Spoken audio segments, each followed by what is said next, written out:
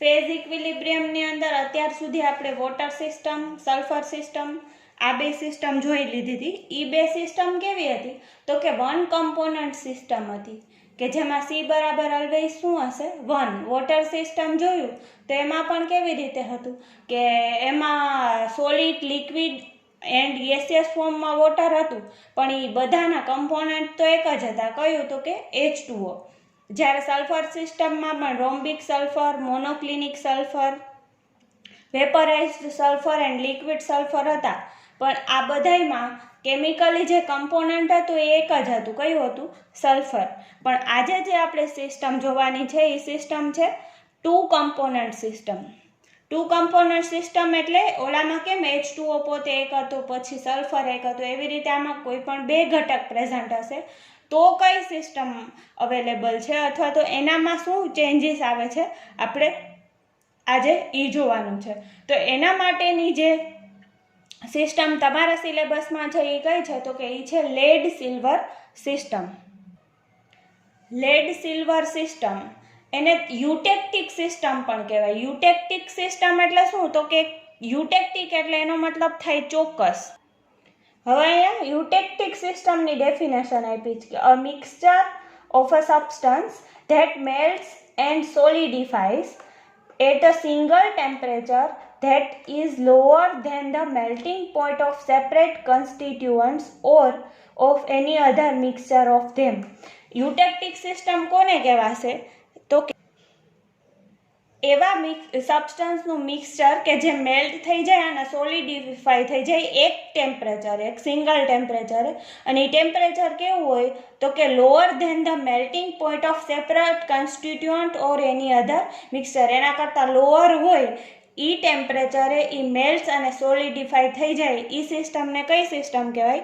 યુટેક્ટિક system કહેવાય, એક ચોક્કસ સિંગલ ટેમ્પરેચરે.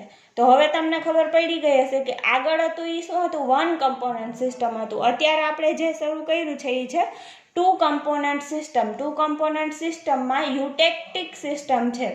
આ યુટેક્ટિક સિસ્ટમ છે બીજાય ભાગ પડે છે, પણ તમારા ત્યાં જે છે યુટેક્ટિક. તો યુટેક્ટિક કોને કહેવાય? એક એવું ચોક્કસ સિંગલ ટેમ્પરેચર કે જ્યાં શું થશે? તો કે mixture of substance that melts and solidify at a single temperature that is lower than the melting point of separate constituents or of any other mixture of them.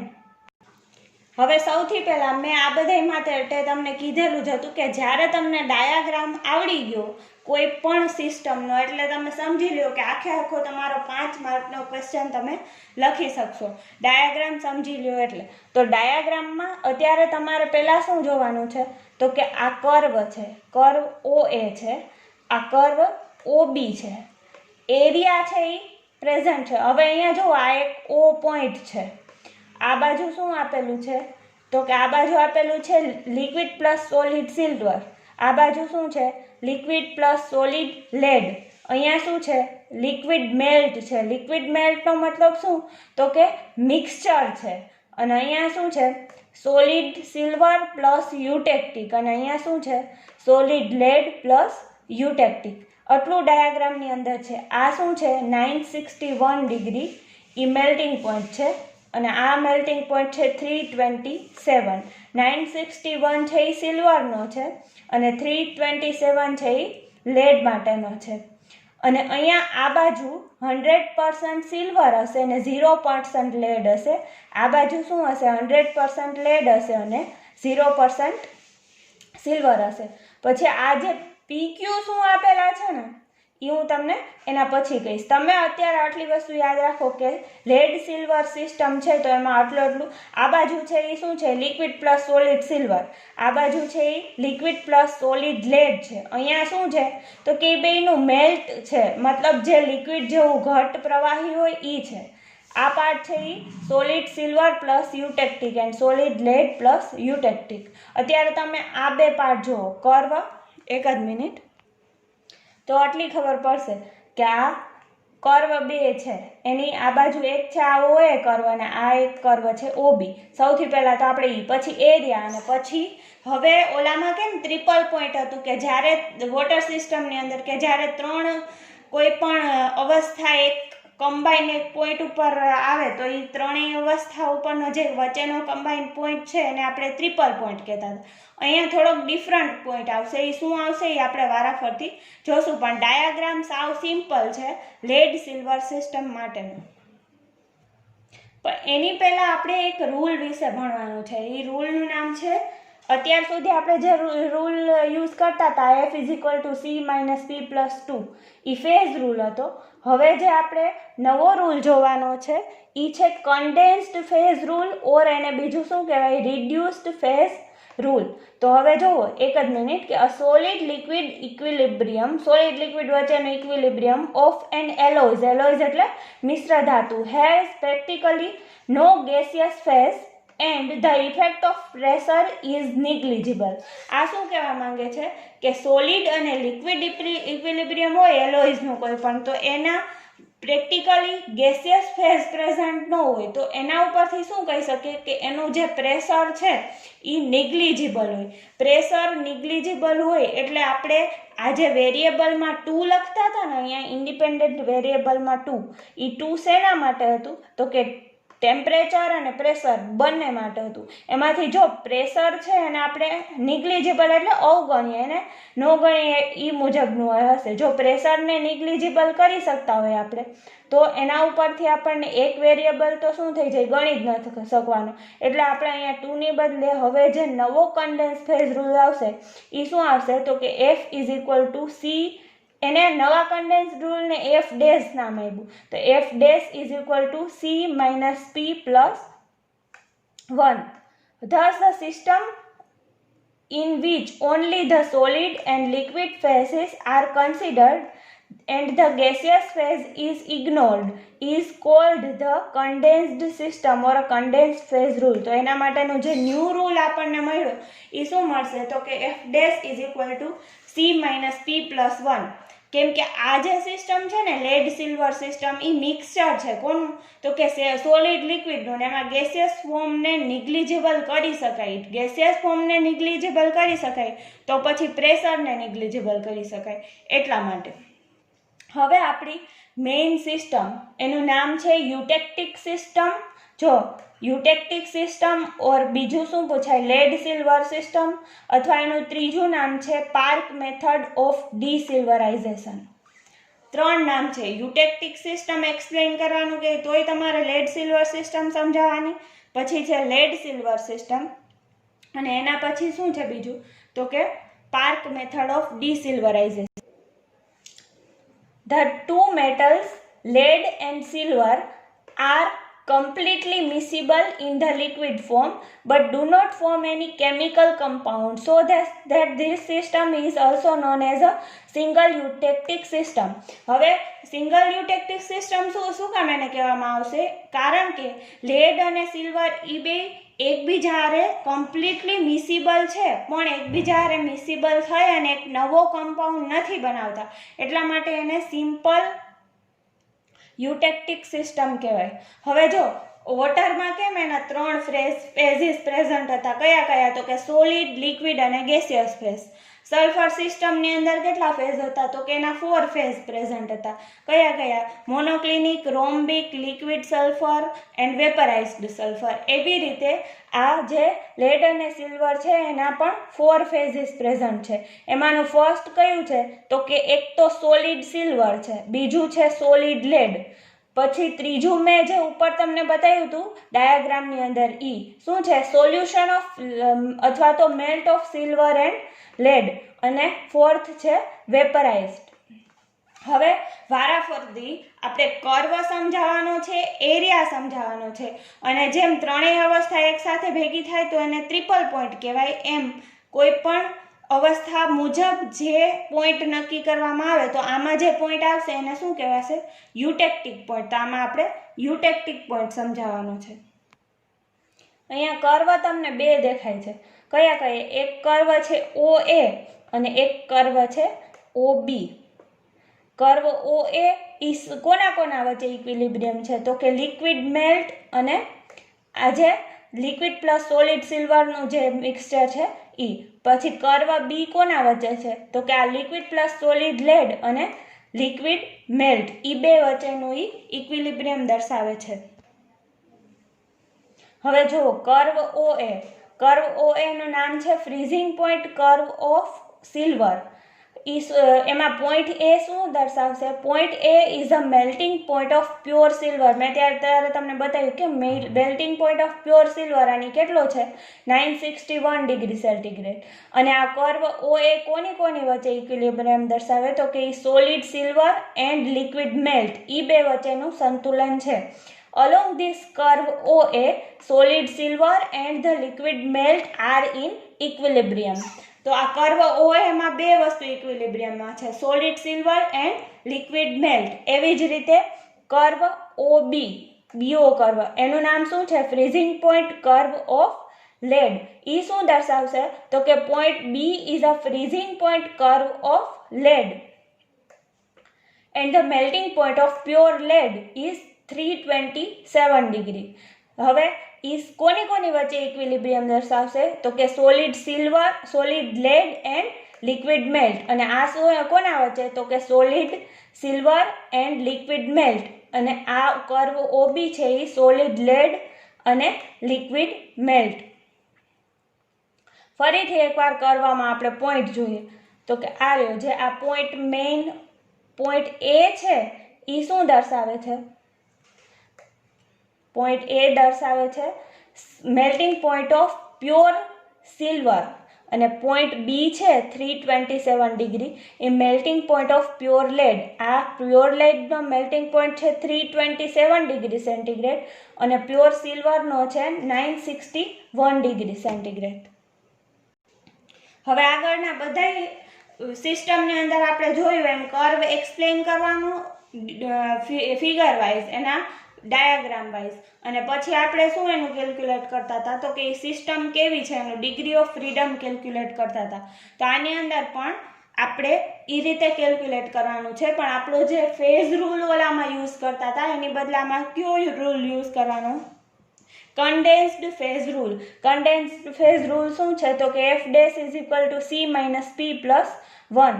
F' is equal to, હવે component કેટલા છે? Component બે છે. કયા છે? Lead અને silver. Phase બે છે. કઈ? તો કે જો કર્વ OA ની અંદર કઈ બે અવસ્થા છે? તો કે solid silver and liquid melt. And curve BO ની અંદર કઈ છે? બે અવસ્થા, solid lead and liquid melt. આ બે છે એટલે P બરાબર પણ શું આવશે? 2 આવશે. 1, તો 2 minus 2 plus 1, F' is equal to 1, and 1 શું ડિનોટેટ કરે? તો કે સિસ્ટમ ઇઝ યુનિવેરિયન્ટ. આગળનું બધું ક્લિયર હશે તો આ વ્યવસ્થિત સમજાશે. હવે જેવી રીતે આપણે કર્વ એક્સપ્લેન કર્યા, આમાં તો તમારે લેડ સિલ્વર સિસ્ટમની અંદર તો માત્ર બે જ કર્વ એક્સપ્લેન કરવાના હતા. જો તમને વોટર સિસ્ટમ ને સલ્ફર સિસ્ટમ ઇઝીલી આવડતી હશે તો તમે આને તરત સમજી શકશો. હવે જેમ ઓલામાં શું હતું તો કે હું તમને ટ્રિપલ પોઈન્ટની ડેફિનેશન કહું. ટ્રિપલ પોઈન્ટ કોને કહેવાય? કે જ્યાં ત્રણ અવસ્થા સોલિડ, લિક્વિડ અને ગેસિયસ ત્રણેય એક સિંગલ પોઈન્ટે ઇક્વિલિબ્રિયમમાં હોય એને ટ્રિપલ પોઈન્ટ કહેવાય. તો યુટેક્ટિક પોઈન્ટ O છે યુટેક્ટિક પોઈન્ટ છે, એની ડેફિનેશન આપણે જોઈએ કે it is the temperature at which the solid and the liquid phase are in equilibrium. હવે two solid and liquid, two solid phase, એનો મતલબ શું થાય કે જો સોલિડ, લિક્વિડ ને ગેસિયસ ત્રણેય અવસ્થા એકબીજા હારે સંતુલન ન હોય તો એને ટ્રિપલ પોઈન્ટ કહેવાય. પણ અહીંયા શું છે તો કે બે સોલિડ અને એક લિક્વિડ અવસ્થા ઇક્વિલિબ્રિયમમાં હોય તો એને કહેવાય યુટેક્ટિક પોઈન્ટ. એ આપણા ફેઝ ડાયાગ્રામની અંદર યુટેક્ટિક પોઈન્ટ આ O વડે દર્શાવેલો છે. આપણે ડાયાગ્રામમાં જોઈએ. હવે તમે અહીંયા ડાયાગ્રામમાં જોઈ શકો છો આપણો યુટેક્ટિક પોઈન્ટ આ છે. કયો? તો કે O. એમાં જુઓ એક બાજુ છે આ સોલિડ સિલ્વર, બીજી બાજુ છે આ સોલિડ લેડ અને ત્રીજી બાજુ છે આ લિક્વિડ મેલ્ટ.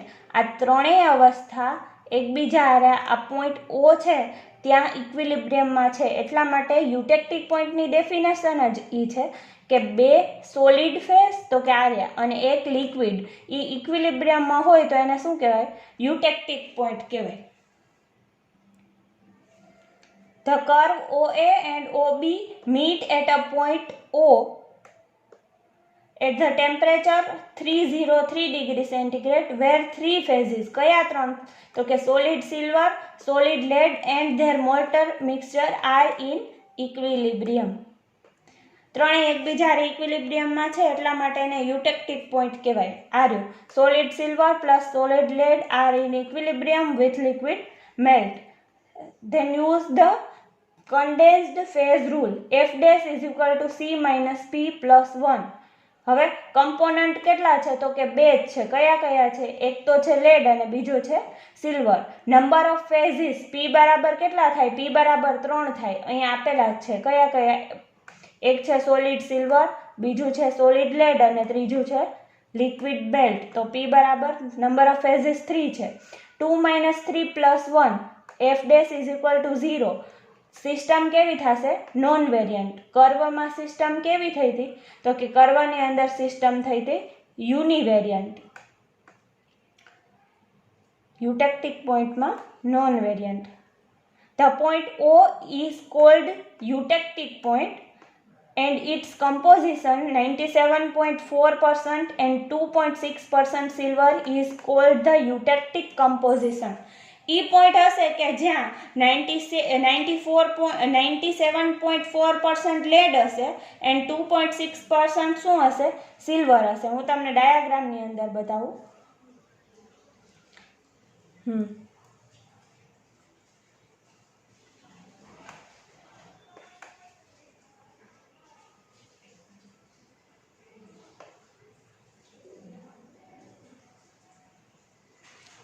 આ પોઈન્ટ છે અહીંયા. તો આ પોઈન્ટે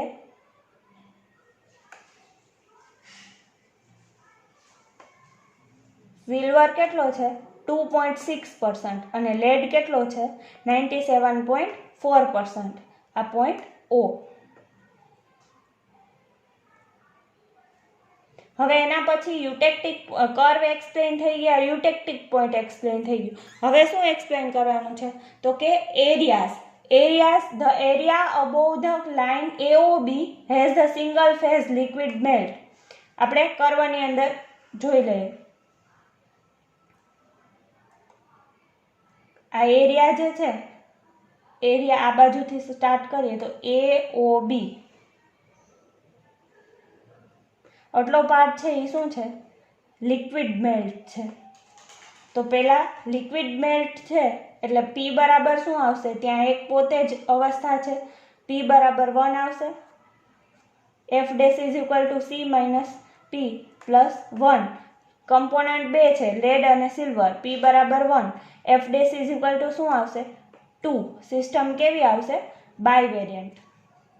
area below the line AO and line BO. હવે AO લાઇનની નીચેનો એરિયા અને BO લાઇનની નીચેનો એરિયા એ બેમાં શું ડિફરન્ટ આવે એ જોવાનું છે. તો કે AO લાઇનની નીચે કયો આવશે તો કે solid silver and liquid melt અને BO લાઇનની નીચે solid lead and liquid melt.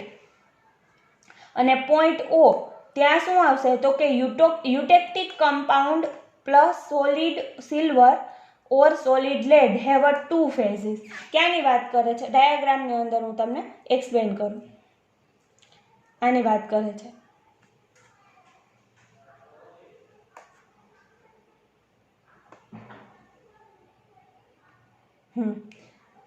AO આ BO લાઇન એની વચ્ચેનો આ એરિયા અને AO લાઇનની વચ્ચેનો એરિયા. આ થયું એક સિંગલ ફેસ. આ પણ શું થયું? Single phase. પછી આ એરિયા જોઈએ તો આ કેવો છે તો કે સોલિડ સિલ્વર પ્લસ યુટેક્ટિક અને આ શું છે? Solid lead plus eutectic. તો P બરાબર બધાય પોતપોતાના અલગ અલગ એરિયા લઈએ તો બધાયમાં P બરાબર તો શું આવશે? હંમેશા 1 જ આવશે.